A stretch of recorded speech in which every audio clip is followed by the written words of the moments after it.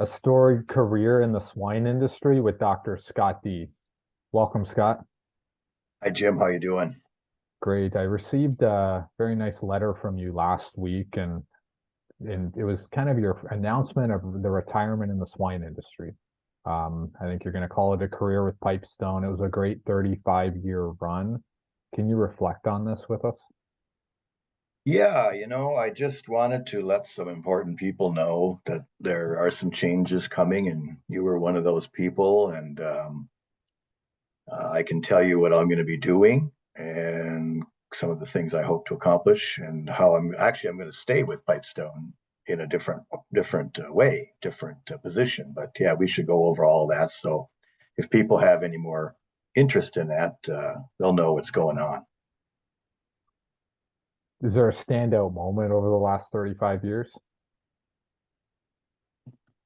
Oh gosh, there's been so many times that I've looked back and said, "Boy, I'm glad I'm a veterinarian because this is the greatest career moment."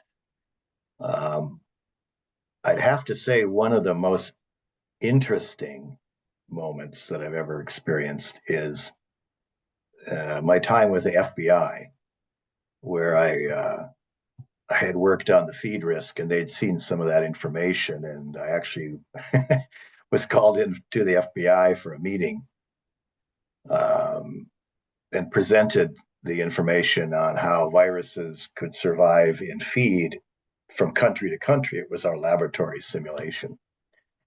And I got called to USC Davis, University of California, Davis, where there was an auditorium full of about 200 agents, and they all basically looked the same. They all had the same haircut, and they kind of had the same sunglasses and the same attire and badges, but these big guys sitting in these chairs. And it was the weapons of mass destruction division, and the director of that is a veterinarian, and he'd seen some of the work and he'd read the publications, and he called me in and I presented it. And the thing that kind of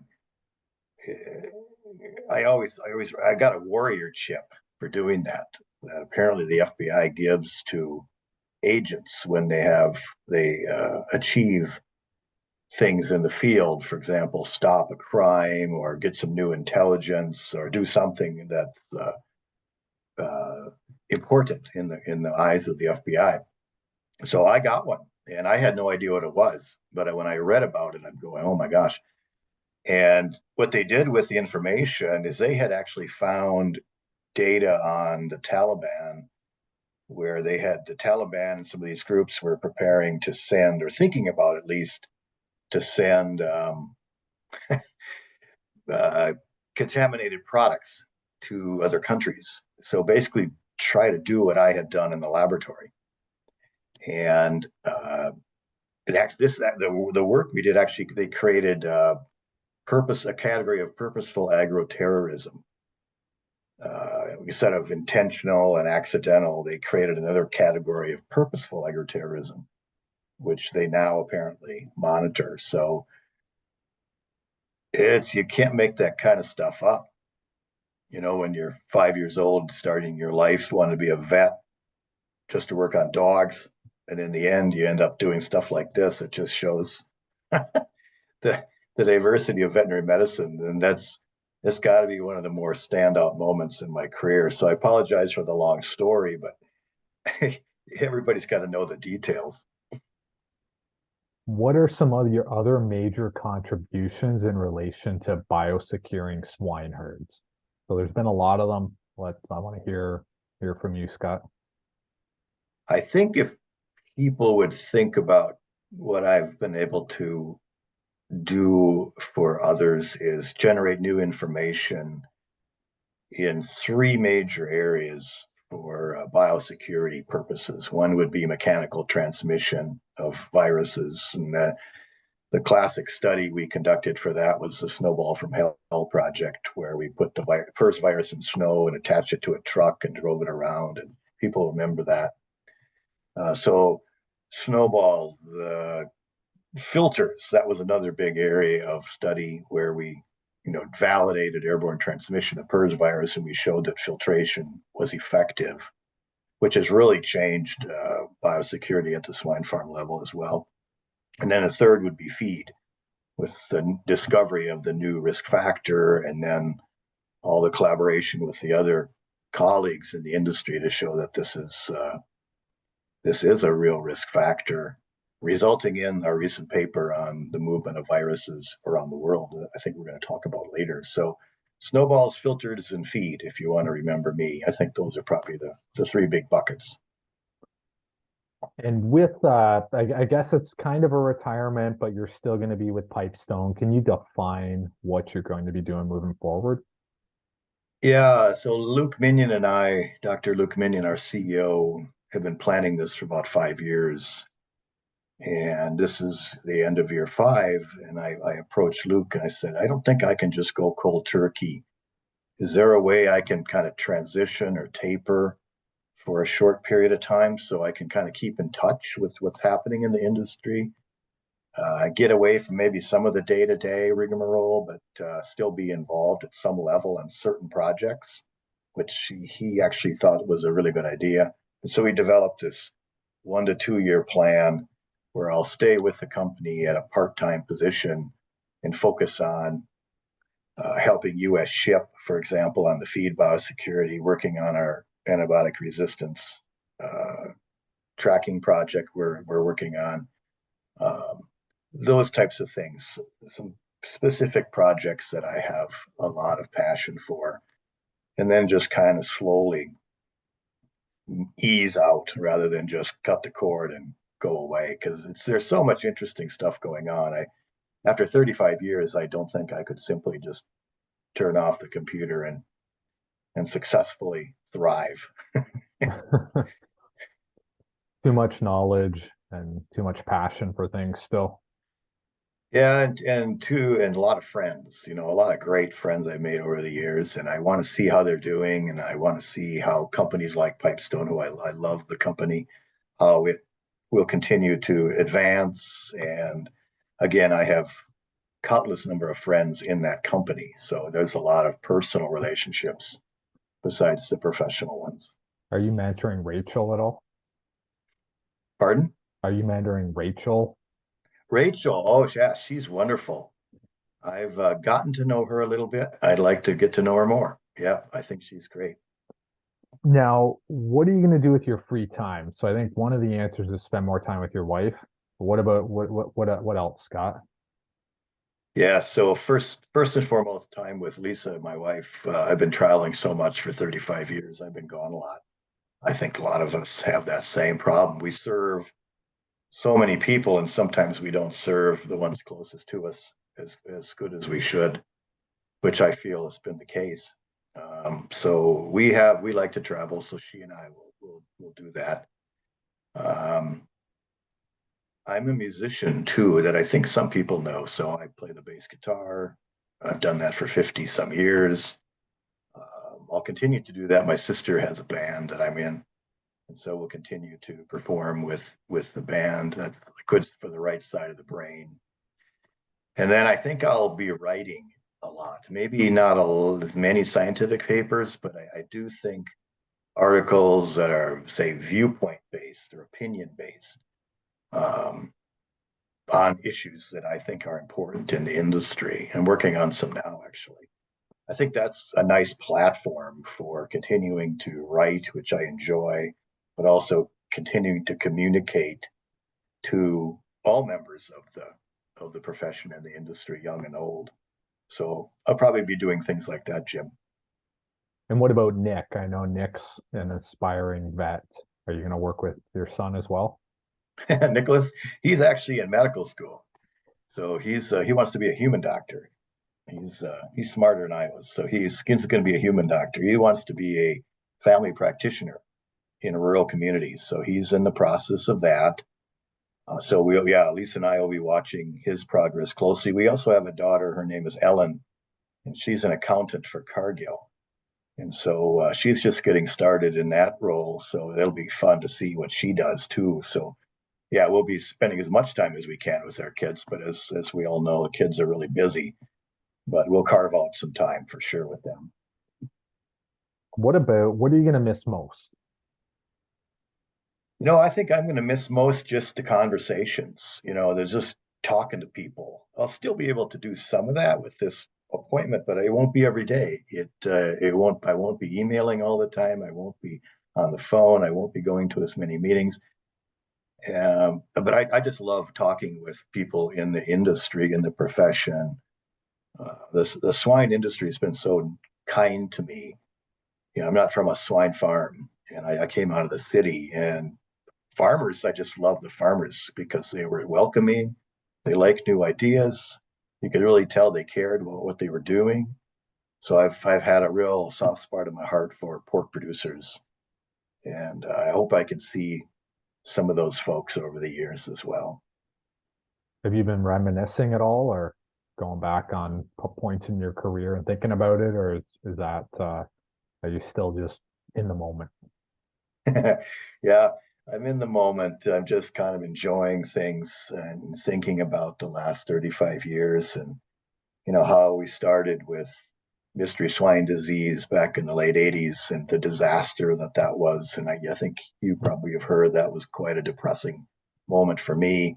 And then the advances, kind of picking myself up, going to grad school, getting my PhD with PERS and starting to study transmission biosecurity and just pouring the coals to those topics for the last several decades.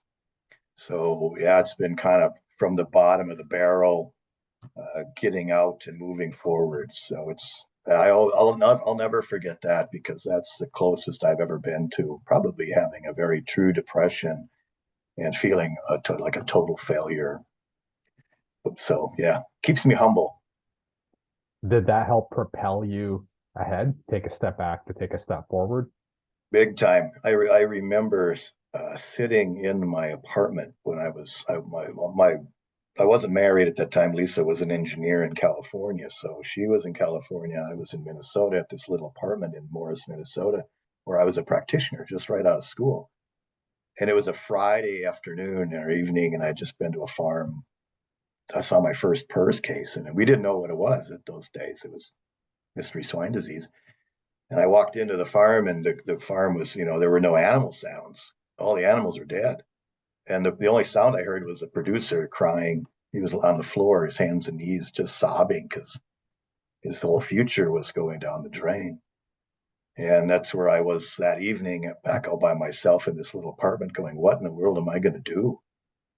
So that was like, oh boy, I better do something here. And that just kind of was the idea was then to, just become better, get smarter, become a better scientist and try to figure some of this out. Just can't sit there twiddling your thumbs and feeling sorry for yourself. You got to pick yourself up and get out of the trenches. Got to take action. Yes. Is there any other untold stories or things you can share today, Scott? Some people might know this, but I used to be a very competitive barefoot water skier where I would water ski backwards on my feet, 45 miles an hour, doing tricks and crossing the wake and all these different things in tournaments. So I would go tournament skiing all around the United States, all the way to the national level. And that was a great hobby of mine that I could do when I was a lot younger and more flexible.